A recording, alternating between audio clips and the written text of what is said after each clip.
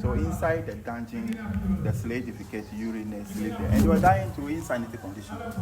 Even the water, they will pour it under the door. They have to use their tongue to lick it.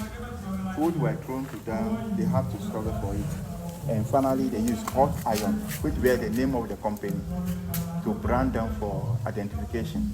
And the trade by then was so persuasive that even the smallest community, they have to go on a warpath in order to secure slaves, to get arms to defend themselves when attacked.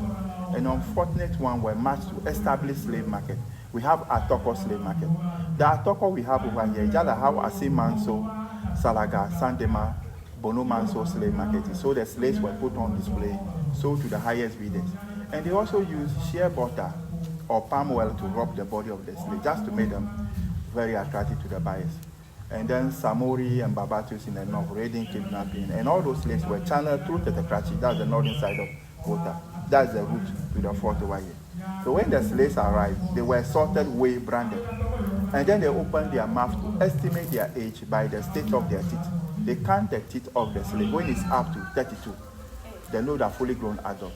And then children and younger ones were counted as quarter, half to 10 pieces of cargo, depending upon the estimated commercial value.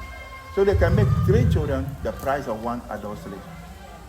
So this is the last fort in the eastern side of Ghana, Togo, Benin, Nigeria. And the last one in the western side, that's Fort Apollonia in Benin.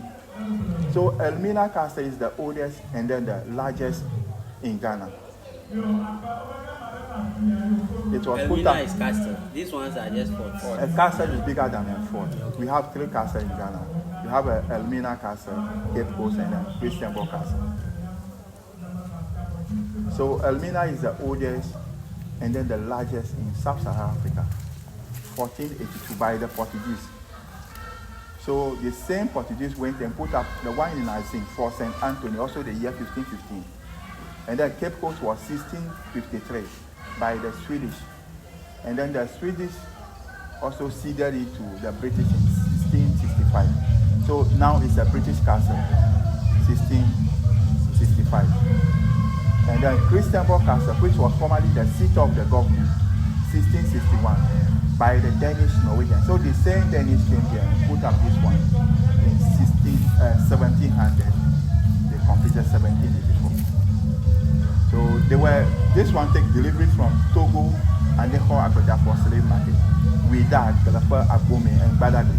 So all those slaves were brought in, and then for a month or 2 before being transported. This is the auction room. This is where they buy the slaves, examine them, selected them to the dungeon before they were transported to America, West Indies. So this is the female section of the fort. And the other side, where the sea have taken part, that's the male portion. So part of it has been taken by the sea. And those days too, there was no houses or